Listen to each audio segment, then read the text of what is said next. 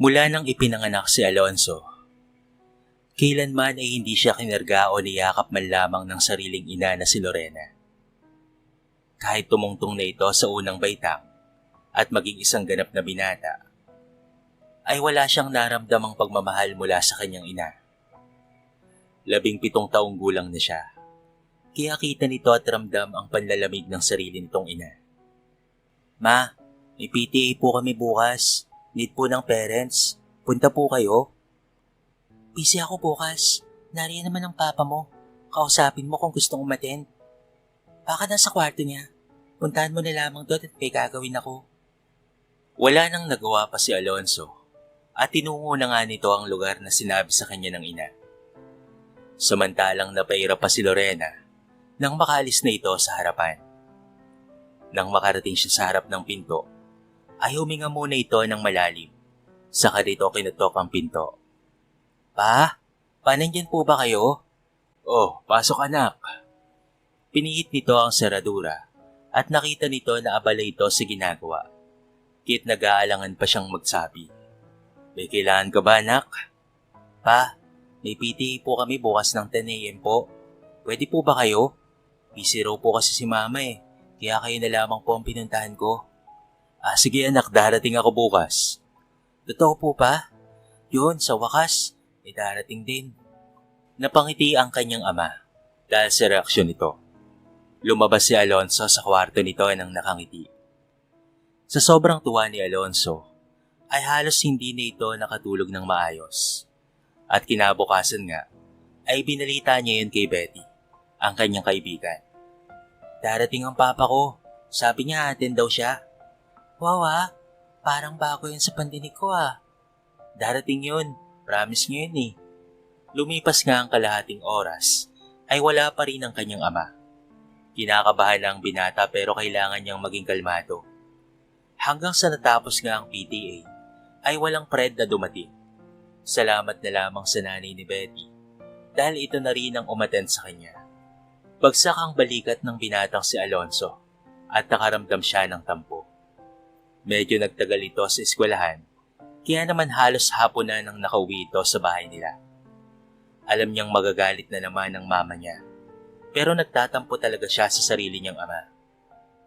Ito na pala ang magaling mong anak. Bakit ngayon ka lang umuwi? Nag-aral pa po kasi ako sa library, kaya late na po ako nakauwi pa. Bakit hindi po kayo nagpunta? Hinintay ko po kayo doon. I'm sorry son, may emergency kasi kanina. Mas mahalaga pa po ba yun kaysa sa akin? Hindi na nagsalita pa ang kanyang ama dahil kita nito sa mga mata ni Alonso ang lungkot at dismaya. Niyaya niyang kumain ng anak pero huminto lamang si Alonso mula sa puno ng hagdan. Busog pa po ako pa. Bakit parang galit ka ata? May karapatan po ba akong magalit ma? Hindi ba't palagi naman po kayo ang susunod? Bastos ka na. Yan ba ang natututunan mo sa eskwelahan niyo Hindi po ma. Dito ko lang po yung natutunan. Ang kapal na mukha mo. Lorena, tigilan mo na ang anak mo, ano ka ba? Tigil ng asawa niya para hindi na humaba pa ang diskusyon ng mag-ina. Pero hindi tumigil ang ginang. Anak mo lang Fred. Kahit kailan, hindi ko matatanggap yan. Dahil siya ang dahilan kung bakit ito lang ang buhay ko ngayon. Magsama kayong mag-ama. Lorena, bumalik ka nga dito. Pa, ano pong ibig sabihin ni mama? Wala yun anak. Sige na. Tatawagin na lang kita pag ready na ang dinner Tumango naman si Alonso at umakyat sa kwarto nito. Pero nakatatak sa isipan niya ang mga salitang binitawan ng ina. Kumatok ang isa nilang kasambahay makalipas ang 1 oras. Bumaba nga ang pinata at naabutan na kumakain na rin ang mga ito. Tahimik lang si Alonso hanggang sa natapos itong kumain. Nakalabas na siya nang marinig dito ang usapan ng kanyang mga magulang. Lorena, ikaw naman. Mahalin mo naman si Alonso. Anak mo rin yung bata. Huwag mo akong turuan, Fred. Kayong mag-ama ang sumira ng buhay ko. Modelo na sana ako ngayon kung hindi mo ako binuntis. Tumigil ka na nga. Makasarili ka pa rin talaga, Lorena. Anak mo pa rin si Alonso. Dapat pinisil ko na lamang yung ilong niya noon nang maliit pa siya para wala akong problema. Buisit kayo. Nagulat pa silang mag-asawa nang lumabas sa gilid si Alonso at puno ng luha ang mukha. Natigilan si Lorena at maging si Fred. Ganun mo po ba ako kamuhian, ma? Ganun ka ba talaga kagalit sa akin?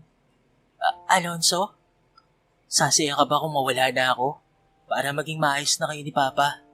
Anak, hindi yun ganun. Sige na, matulog ka na sa kwarto mo. Ang gusto ko lang naman po, ma. Pa, yung makita niyo ako dito. Dito sa bahay na anak niyo. Pero bakit napakahirap niyong iparamdam sa akin yun? Hindi ko rin naman po hiniling na isilang ako at maging anak niyo. I'm sorry po kung nasira ko ang buhay niyo. Alonso, I didn't mean it, iho. Ngumiti si Alonso sa mga ito, saka tumalikod at umakyat sa kwarto. Sinundan nila ito ng tanaw hanggang sa mawala na sa kanilang paningin. Umiling si Fred dahil sa nangyari at hinarap ang asawa. Ano, masaya ka na, Lorena? Masaya ka na ba? Hindi na kita kilala. Ayos lang naman siya, hindi ba, honey? Itong tandaan mo, pag yung anak mo nagrebelde, ikaw ang may kasalanan nito. Naiwang walang kibo ang asawa niyang si Lorena. Naisip niyang lumampas na pala siya sa boundary at masyado na rin pala siyang kinain ng galit. Naisip niyang bukas ay kakausapin niya ito para humingi ng dispensa. Kagaya nga ng nais ni Lorena, ay maaga siyang nagluto para sa kanilang anak. Nagulat pa nga ang asawa nito dahil si Lorena ang nabungaran sa kusina.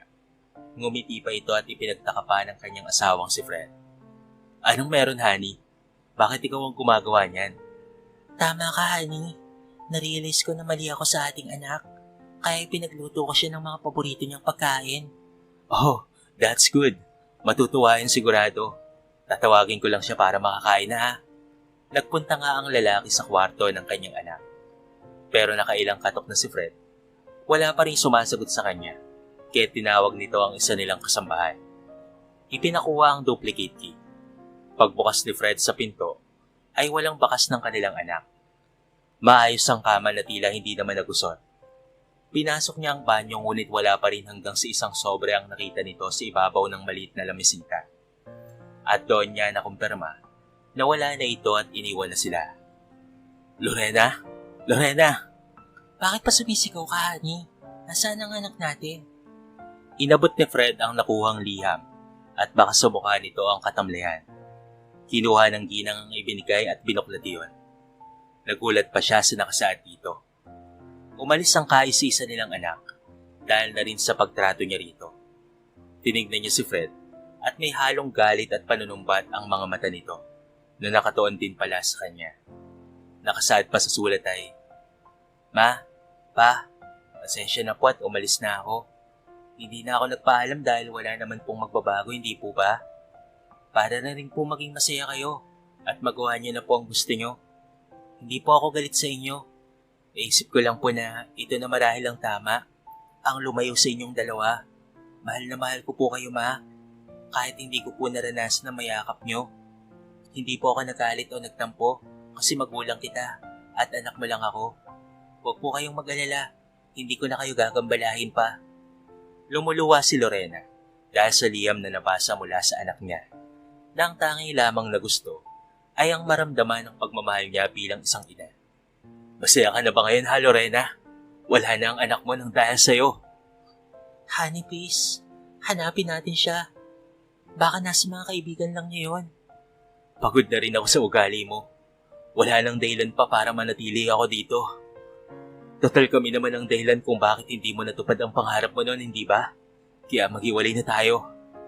Naiiwang tulala ang ginang dahil sa mga nasambit ng kanyang asawa. Naguguluhan ito at nasaktan dahil sa nangyari ngayon sa kanyang buhay. Gaya nga ng sabi ni Fred, ay bitbit nito ang mga damit kaya naman halos magmakaawa ang asawa niyang si Lorena para lamang pigilan ito ngunit sadyang nakapagdesisyon na si Fred. Naiiwang mag-isa at lumuluha ito kasama ang isang kasambahay na inaalo siya para tumigil sa pagluha. Samantalang si Alonso ay lumayo at nag-aral para sa sarili. Nagsikap siya para kung sakaling mag-krus muli ang landas nilang pamilya ay may pagmamalaki na siya sa kanyang ina. Hanggang sa natapos niya ang sekundarya at naging isang kolehiyo na. Pinasok niya rin ng iba't ibang trabaho mapag-aral lamang ang sarili. At doon niya nakilala si Elena, ang babaeng naging katuwang niya at sa uli ay naging kabiyak niya rin. Nagtapos si Alonso sa kursong kanyang hinangad bilang isang mahusay na guro. Ngunit isinanatabi muna niya ang bagay na yon dahil tinulungan niya ang asawa sa negosyo nito. Beauty product ang hanap buhay ni Elena at sinuportahan niya ito. Kaya naman nakilala ang kanilang hanap buhay at mas lumago pa iyon hanggang sa nakilala at inangkilik ng masa. Sa paglaon ng taon, ay ganap nang may anak ang dalawa at napagpasyahan ni Alonso na silipin ang kanyang mga magulang. Umalis na rin pala sa bahay nila ang kanyang ama matapos niyang maglayas. Nalaman niya ito dahil doon sa kakilala ng kanyang ama. Nalungkot siya sa nalaman, kaya naman ipinahanap niya ang ama dahil na rin sa may kaya na ang buhay niya ngayon at marami na rin silang kalat na negosyo. Nalaman ni Alonso na doon pa rin nakatira ang kanyang ina, mag-isa at matanda na rin. Kaya't nagpa siya silang puntahan ito. Ang papa naman niya ay matanda na rin at natagpuan niya ito sa isa sa mga kapatid na nasa malayong lugar din. Kinausap niya ang kanyang ama at humingi ng tawad dahil sa kanyang pag-alis. At ganoon rin ito dahil hindi man lamang daw siya nito na ipagtanggol noon. Pero kinalimutan na iyon ni Alonso. Mahal, sigurado ka ba na tatanggapin tayo ng mama mo? Baka mamaya ipagtabuhin niya tayo kasama ni Papa. Kung magkaganon man, mahal, anong gagawin mo? Di hindi ako aalis at susuyuin ko siya kasi mahal mo ang mama mo. Kaya tatanggapin ko kung anong ugali niya.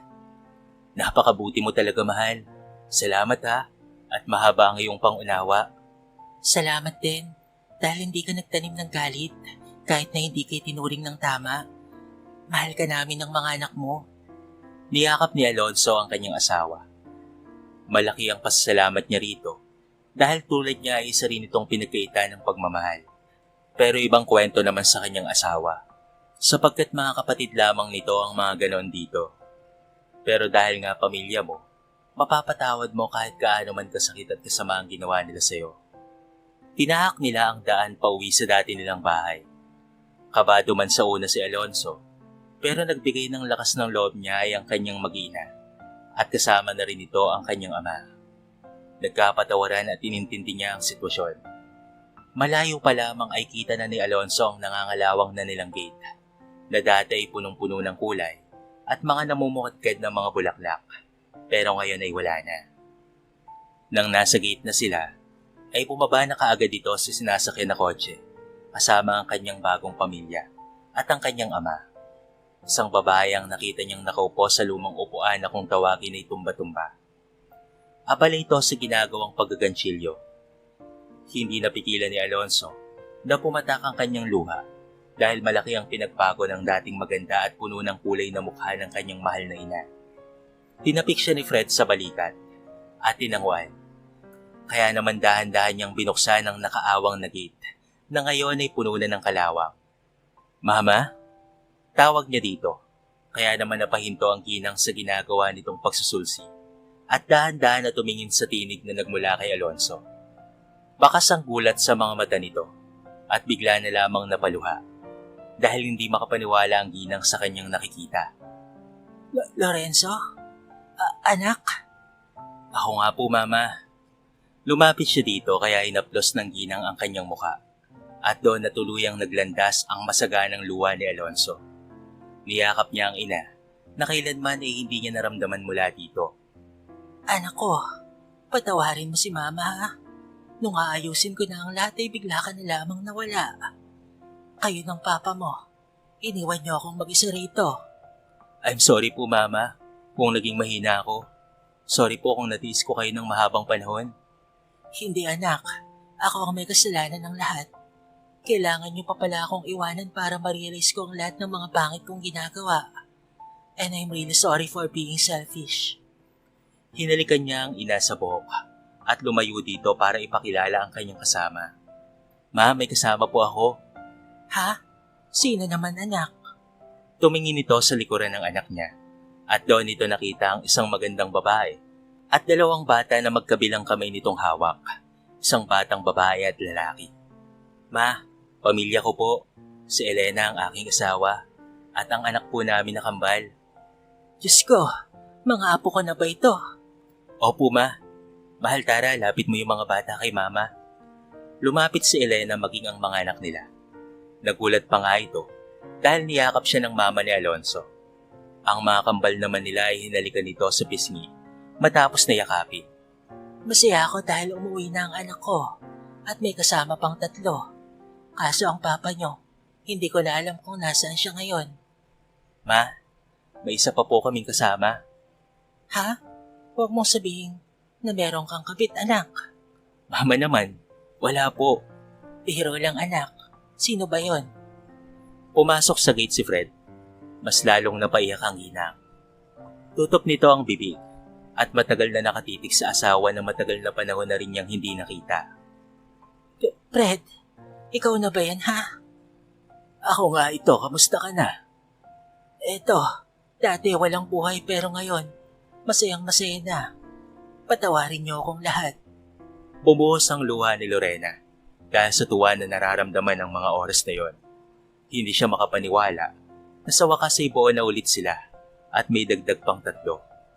Marami man silang pagkukulang at pagkakamali, pero ang mahalaga ay nagsisi siya at tinanggap ang kasalanan. Nagkapatawaran silang pamilya at nangako na kahit kailan ay hindi na magkakahiwalay pa. Nanatili pa ang pamilya ni Alonso sa bahay nila ng mga ilang linggo dahil sinulit niya ang mga taon na hindi niya nakasama ang mga magulang. Magkasundo ang asawa ni Alonso at ang kanyang ina. Dahil nga sa biksa po ang kanyang mga magulang, ay nagtayo rin sila roon ng branch ng beauty product na negosyo nilang mag-asawa. Ang mama ni Alonso ang nag-aalaga sa kambal at nakapagtatrabaho ng maayos ang mag-asawa. Ma, masaya ka po ba? Sobra, anak. Salamat dahil di may pinagkait ang mga anak mo sa akin. Kahit na hindi kita pinakitaan ng maganda noon, pinagsisisihan ko yon. Matagal na po yun, ma. Kalimutan na po natin. Kung mabubuhay po ako ulit at papipiliin ng magiging ina, ikaw po ulit yung pipiliin ko, ma. Kasi mahal kita at hindi ako magsasawa na mahalin at intindihin kayo ni Papa. Anak! Umiiyak na sabi ni Lorena. Niyakap siya ng kanyang anak, kaya natawa pa ito. Hinalikan niya ang anak sa pisngi at sa kanyang noo. Sobrang saya ni Alonso dahil bukod sa nagkaayos na sila ng mama niya at may bago na rin siyang pamilya na iingatan niya at mamahalin habang buhay. Dagsa ang mga naging customers nila dahil kilala ang kanilang produkto. Bukod sa maganda na, ay ligtas pang gamitin sa mukha. Madalang na lang silang umuwi sa dati nilang bahay dahil mas gusto ng asawa niyang si Elena na manatili sa poder ng mga magulang ni Alonso dahil naramdam niya na masaya ang asawa nito kung kumpleto sila. Natuto si Lorena sa kanyang mga kamalian at nakita niya ang tunay na kahalagahan ng salitang pagtanggap. Lumipas pa ang 1 taon ay mas lalong yumabong ang kanilang negosyo. Ang malungkot nga lang dito ay dahil nakaratay na ang kanyang ina dahil na rin sa katandaan. Pero kinapitan nila ang panalangin at dasal. At sa isang himala, gumaling ang kanyang ina, kaya mas lalong tumibay pa ang kanilang pagsasamahan. Ma, huwag kang magpagod ha, kami na lang dito. Okay ako, anak. Kasama ko naman at katulong ko ang papa mo. Magmerienda na kayo, ha? Basta wag na kayo magkikikilos. Hayaan niyo na po ang mga kasambahay dyan. Naku, hayaan mo na ang mama mo, anak. Ngumiti ng tipid si Alonso sa kanyang ama dahil mas nagkakasundo na silang lahat. Walang awayan at bangayan. Pero ang problema ay nariyan lamang palagi. Basta't harapin lamang ng sama-sama at kapit kamay. Sana, mas marami pa tayong panahon na magkakasama-sama, ma. Pa, itong pagsisikap ko ay para sa pamilya kong binubuo at para rin sa inyong dalawa. Dahil mula pa noon, kayo na po ang una para sa akin. Dahil isang pamilya tayo. Salamat, anak. Napakaswerte namin. Dahil ikaw ang ibinigay ng may kapal. Huwag kang magbabago sa mga anak mo, ha? At maging sa asawa mo, anak. Hindi po, ma. Pa. Niyakap niya ang kanyang mga magulang at pinuntahan ng kanyang mag-ina.